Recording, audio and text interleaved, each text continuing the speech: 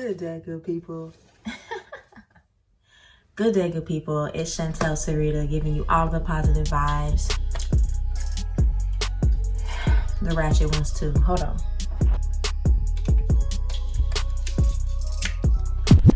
Alright, so I'm coming to you guys today because, again, it's Thursday. It's the day I'm sharing my videos. I'm challenging myself to be consistent, so I will be posting every single Thursday. And if you see me miss a Thursday, I want you to be in the comments like, yo, what's up? What's poppin'? Like, where you at? But anyway, I digress. So what I want to talk about today is how I channel my mental strength to manifest what I desire. Now, that's a mouthful, so let's unpack it a little bit.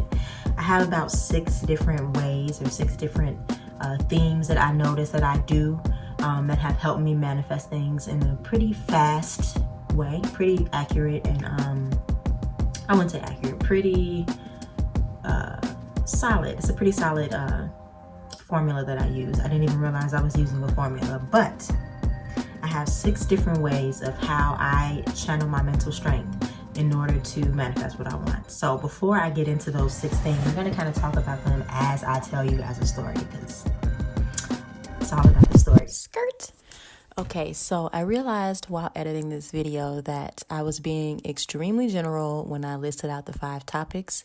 So I think it might be beneficial to make another video talking about how I pull these all together and the little nuances that are really helpful when I'm utilizing all of these 5 strategies in order to manifest what I want. So if you're interested in learning about that, comment down in the comment box and let me know, and I'll make sure to make another video that's like really talking about how to implement these things. So yeah. All right, enjoy. All right, so when I was in college, I did gymnastics, and during that time, there was a class that was offered. I was doing psychology classes, and I really liked those. And there was a class that was offered that was called sports psychology. And I was like, oh, so like it's a combination of sports and psychology. That's interesting. So I took that class. I think it was my junior year. It was my junior year of college, because I took the class. Super interesting. I really loved the professor. Her name was Dr. Baliga, I believe. Still remember that. Pardon myself. But yeah, no, she was amazing. When I took that class, I was really interested in, learning about how the mind works while you are being athletic. So what is my brain thinking while I'm tumbling, while I'm flipping on a 4-inch balance beam, while I'm running at a horse and flipping at full speed? What am I thinking about? Because essentially that's pretty important. I've had times where I'd be on the balance beam and then all of a sudden I'm thinking about what I'm going to eat for dinner. This is not the time for that. You should be focused on the 4-inch balance beam that you're flipping on right now, not are you eating chicken for dinner or what. So during that class, I learned a lot about like how the mind works in regards to sports, and how you can pretty much control your athletic ability, or you can control your performance by the way you think. You can have more control over the way that you perform based on tapping into the mental side of things, right? So took that class, started learning little tips and little tricks, started applying them. Not tricks and tips, these are literal scientifically backed up, like done through research, done through papers and all types of things. You can look all this information up. I haven't been in school in a couple of years, so my vocabulary is not fully there, but anyway. So after I took that class, I started using all of these techniques. That's a better way to call it, techniques. And I started to notice a huge difference in my performance. So balance beam was always a really difficult event for me. So that's the one that's 4 inches wide, right? I hated that event. Did not like my coach in college. Not even gonna lie to you. Didn't like her. She wasn't a great coach. I was pretty much coaching myself. So there was a skill that I would do where I would run from the end of the beam, like say I'm like not on the beam, I'm off the beam, I'm on the floor. I may be 10 feet away from the balance beam and there's a board. Well, you run, you jump on the board and you do a flip and then you land on the beam, right? It's called a punch front. So I tried to do this skill for, I think, the first couple years of college, like freshman, sophomore, junior. And after I started learning these techniques and, you know, also my coach telling me, another coach telling me what I was actually doing wrong. We can get into those kind of stories later. But I started to tell myself, okay, because I used to always fall to the left. So I would fall over to the left and my coach would say, you're dropping your left arm. I'm like, okay, that doesn't really help. But I noticed in my body, if I do this certain move, then I landed better. So it feels like this, right? What did I do to make it feel like this? Oh, I turned my hips more towards the right. And eventually, once my other coach told me what to do correctly, that I was literally turning my hips to the left, I started to shift them to the right. But I would say that to myself before I went. You would even see me sometimes before I did my punch front. You would see me like doing this, because I would be like planning out or like seeing it in my head, like go to the right, go to the right. And I was like saying it to myself, go to the right, go to the right, go to the right. And we would also do these things called cues on the balance beam. But I'll get into that. So I would tell myself, go to the right. And then my senior year is when I started to learn that technique and like really implementing self-talk and how important that is. Our coaches told us this over and over, but they never told us why it was important. So the fact that I was learning why and I was learning specific techniques. So once I would do that and I would tell myself to the right, my senior year, I think maybe I fell on that skill once. My senior year was my best year out of all of my gymnastics because I learned how to use my mind with it. I learned how to pair my mind to my body. So with that being said, inner dialogue, that's number one. You want to be able to think about what you're thinking about. Now, going back into my story. After I did that, I went and applied for school. I wanted to continue on and get my doctorate was my goal. And I applied for a school called Adler Professional School of Psychology, and they had a PsyD program, which meant you didn't like, well, I wanted to do a PsyD because, to be honest with you, I didn't want to take the exam that you have to take to get into an actual PhD program. PsyD is also a doctorate, so it's not like no shade to anybody who has a PsyD, but that's the reason why I did it, just to be honest with you. But I wound up not even getting into the program, and they were like, oh, you're a better fit for our sports psychology program. Let me check this camera. Okay. They were like, you were a better fit for the sports psychology program. And I was like, so no to the doctorate? All right, whatever. So I went ahead and like enrolled and took courses specifically on sports psychology and counseling. So I do have a master's degree in sports psychology with I do have a master's degree in counseling with the specialization of sports and health. Did I say master's degree? Anyway, so yeah, so I did go to school and get that. And during that time, I started to learn more about your mind and your inner dialogue and how important that is, and how to not only maintain or think about what you're thinking about, but how to shift it. And I started really getting into like details, and we learned a lot of like really specific techniques for specific sports. I worked with volleyball players in my internship. I worked with soccer players. I worked with I did research on curlers. I worked with gymnasts. So I did a lot of internships while I was in school, and I was learning all these different things. And I started to become a little more delved into the counseling aspect. So I had an internship, and it was like a group therapy as well as individual therapy is what I was doing there. And I loved it. Like I really enjoyed it. I helped the director, I think his title was. I helped him co-create, was it a cognitive behavioral therapy program? I don't remember what the specific terminology of it is anymore, but I helped him create one of the programs for the group therapy that he was facilitating.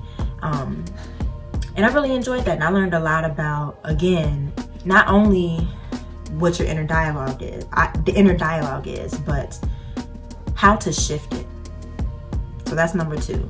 How do you shift your inner dialogue? How do you shift your inner dialogue? You shift your inner dialogue by focusing on what your beliefs are. What do you believe in? And that's something I really started to question myself on as I continued through my program. Once I was done, to continue on with the story, once I was done with my master's degree and I went ahead, I graduated, had my cute little pictures. Maybe I'll insert some of them here if I can find them. Yeah, I had my graduation and everything, and then I started a incorporation called, there's a little bird in front of me right now. Hi. I started a business called Focus Incorporated. I can't remember what it stood for. I think I have the shirt. Let me see if I have the shirt. I found it. Let me make sure it's still recording. Okay, I found it. So, yeah. So I went to, once I graduated, I started a business. I was doing also, while I was in grad school, just to get like some fillers, is when I started dancing. So once I got into school and I was done with gymnastics, I was transitioning from being a full-time athlete for 16 years into full-time student by itself. The fuck is that? So, excuse my language. Anyway, so I did start I started choreographing gymnastics routines more and dancing. So I wanted to, what my goal was to get into sports psychology with gymnasts, as well as implementing choreography and dance. So this was the shirt, Focus.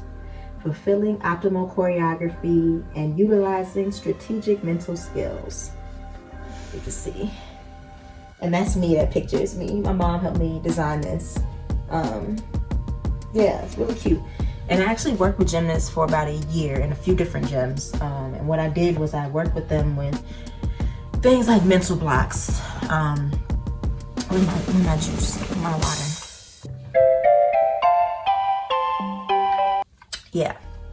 So I had over 100 students, gymnasts, clients, whatever you want to call them. I never had an actual name. But I've worked with over 100 gymnasts, and I've worked with them online. I used to do Skype calls with them. I worked with them in person. I used to do workshops. I used to work with them individually. I would create like programs for them. And what I would do is work with them as far as like letting go of fear and not allowing the fear to block you from doing what you want to do.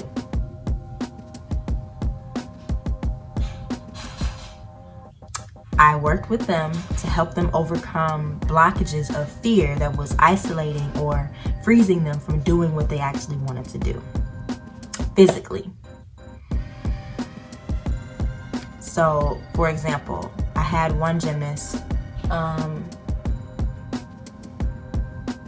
This kind of goes into the next part, which is visualizing.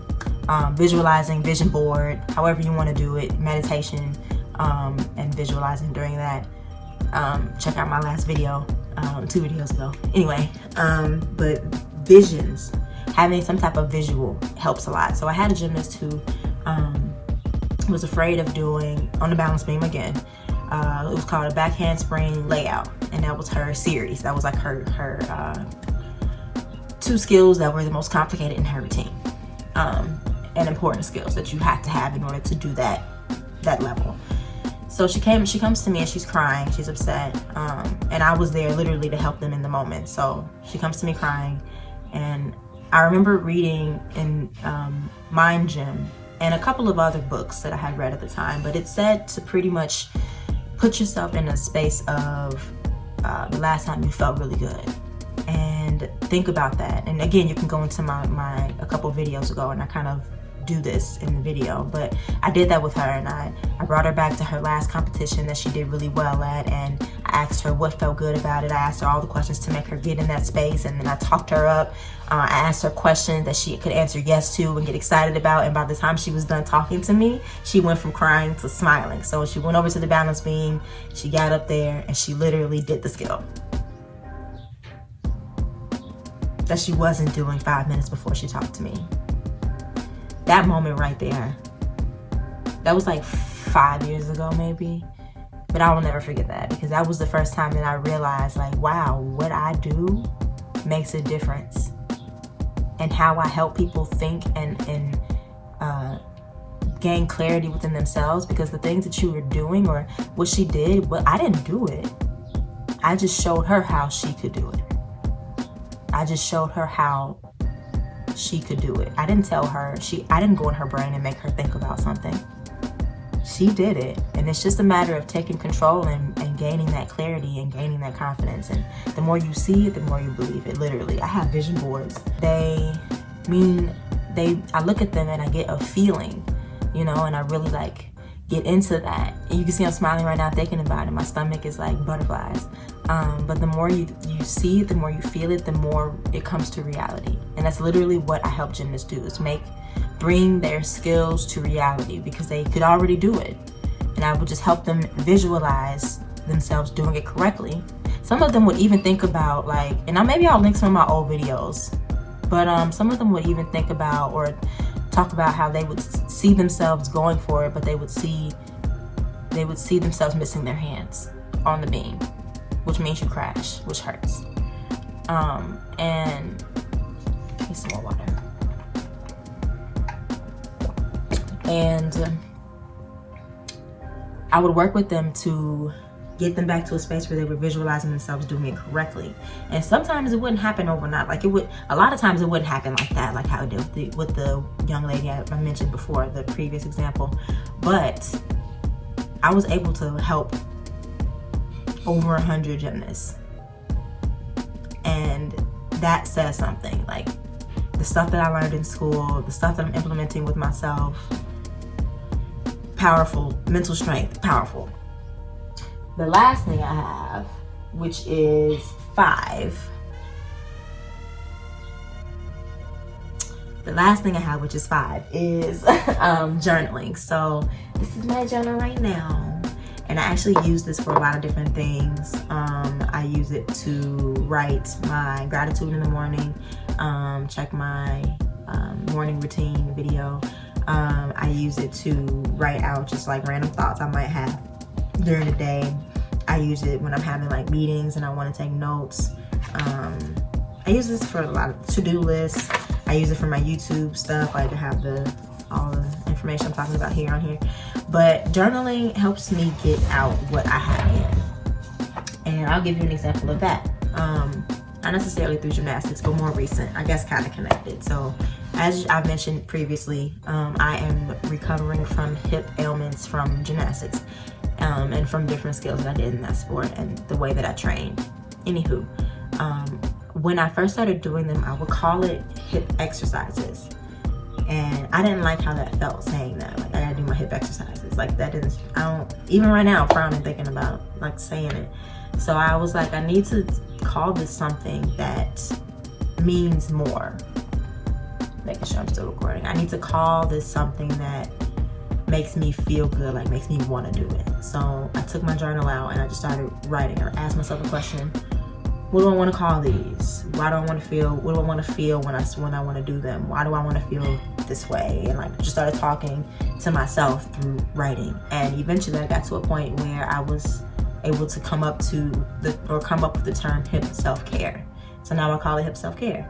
And that feels much better. It feels much lighter. And journaling helped me come to that resolution. Okay, so boom, I forgot a couple of things. So when I talked about journaling and I said that it helped me to come up with a new term for my hip self-care, I didn't mention why that's important. So one of my goals is to become more mobile, and I want my muscles to work together so that my hips don't hurt anymore and I can dance with more full range. So in order for me to do that, I have to do physical therapy every day. I have to do my hip self-care routine very consistently to make sure that I am getting the proper care that I need. And if I were to continue to call it hip exercises and I had this certain mindset about it, I had this certain belief about it, going back to what we talked about earlier in the video, then I wouldn't, if I had like a negative belief about it, then I wouldn't have wanted to do it. But the fact that I changed the terminology to hip self-care, it made it feel better, and it made it it made me change my perception on it, which also made me change my inner dialogue. And that helped me to, and it's helping me to continue to stay motivated for it. So that's what I meant by that. Those are my 5 topics of how to channel your mental strength and manifest what you desire. If you want to work with me one-on-one, there is a link in the description for my calendar, and you can book an appointment with me. First sessions are free, just so you can kind of get an idea of what this all is, and we can get to know each other. We can learn what your routine is and kind of learn what we want to work on. So again, follow that link in the description box. Please click the like button, because I'm slow growing, slow blooming, but I'm very grateful for all of the likes and subscriptions.